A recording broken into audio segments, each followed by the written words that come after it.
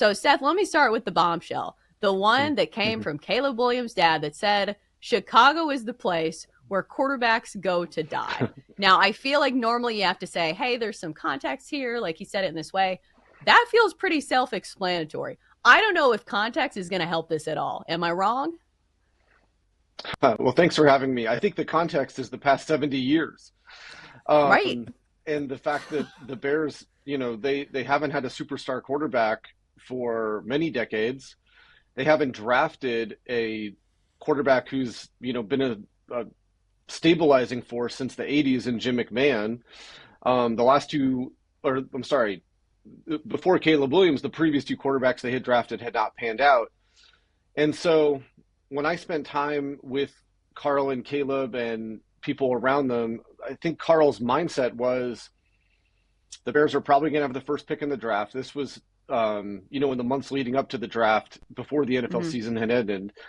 And he, you know, wasn't thrilled with the fact that the Bears were picking first overall and wanted to try to figure out a way to give his son some agency over his future employer. And the routes he did that exhaustively for many months. Really wasn't able to find anything that there wasn't like a loophole out of the draft. And so the question was, what were Caleb and Carl Williams comfortable doing to try to see if they could force the Bears into trading that pick? So you mentioned that you had these conversations and spent time with them prior to the NFL draft. I'm Mm-hmm. curious, have you been able to spend any time with them or speak with either of them after last season and kind of now that the new Yeah. coaching staff has come into play? Yeah, I've seen both of them this year. Look, I think that like what happened was that both, Caleb went to the combine. This is February of 24. He met with the Bears and it was a good meeting, but it wasn't like a great meeting. And then he met with Kevin O'Connell of the Minnesota Vikings. And Kevin O'Connell, of course, was a 4-year starting quarterback at San Diego State. He played with Tom Brady for a bit in the pros. He has been around some of the brightest minds in coaching and has become one of the, best young coaches. And he and Caleb really hit it off. And Caleb began to wonder, like, is there a way for me to end up with the Vikings? I quote him saying, I need to go to Minnesota. And both of them knew that that was unlikely. It was very unlikely that the Bears were going to trade him to a divisional rival, but the door was really slammed shut when Bears GM Ryan Poles told them, we're drafting you no matter what. And then it became a matter of if the Williamses were willing to go scorched earth and to do what John and Jack Elway did in 1983, which is really create a situation that's untenable. Carl was willing to do it if that's what Caleb wanted. And at the end of the day, Caleb wasn't comfortable doing it. He was ready to be a Bear. He was excited to be a Bear. And then, of course, last season happened, and most of the fears that Carl Williams had for his son came true.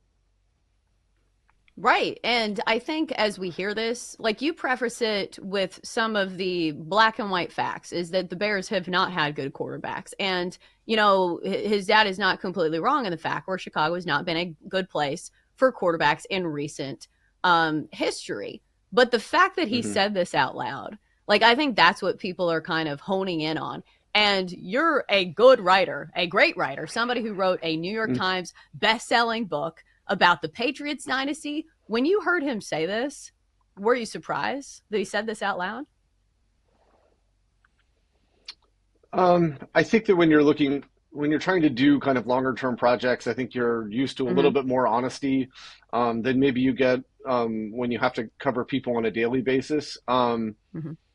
I wasn't surprised at all. I mean, I think that like we can say what we want about the quarterback dad, and it's kind of become um, a little bit of a negative term in the zeitgeist, but the for as celebrated as quarterback is, for as glamorized as it is, and I get into a lot of these things in the book and how it became that way and what it's like to live this way.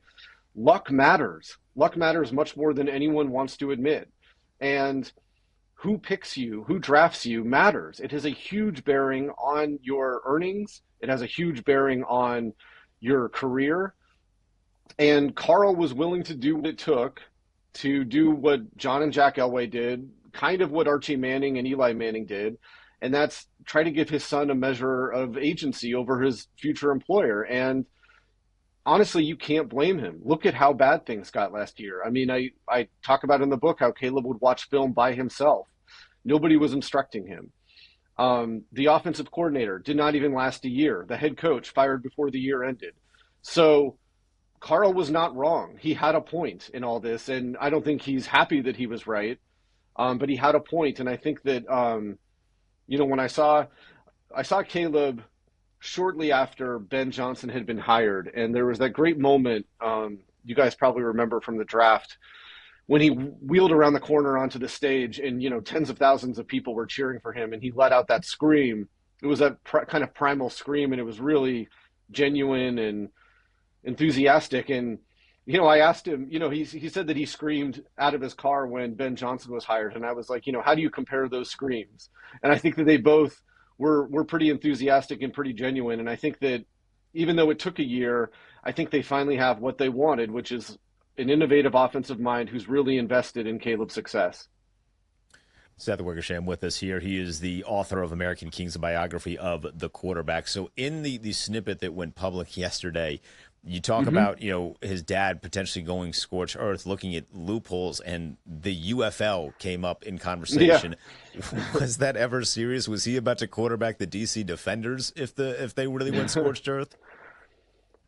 No, I mean, again, the end goal was giving him a chance to pick a team. And, would he have a chance if he had gone there and, right now, if he had gone there for his first year, I'm just spitballing, right now, would he have been an unrestricted free agent and been able to pick whatever team he wanted? That was not seriously considered, but it was looked at. Right. I want to ask you about your time that you spent with Caleb Williams, because there's a lot that has been said about maybe implying what his character is like, some of the things that he did in college, and maybe the way that he carries himself. What were your takeaways about, how he is on a one-on-one basis? Because, we don't have that interaction with him. Well, I mean, he's a young man who's growing in a very public spectacle. I mean, one of the things about the job of quarterback that's fascinating is, you have to wear dozens of different hats, from spokesman of a multi-billion-dollar organization to amateur psychologist, matinee idol, all of these things. And, when you just sign up to play quarterback, those are the things you're getting in for. It's very different than shortstop or center field.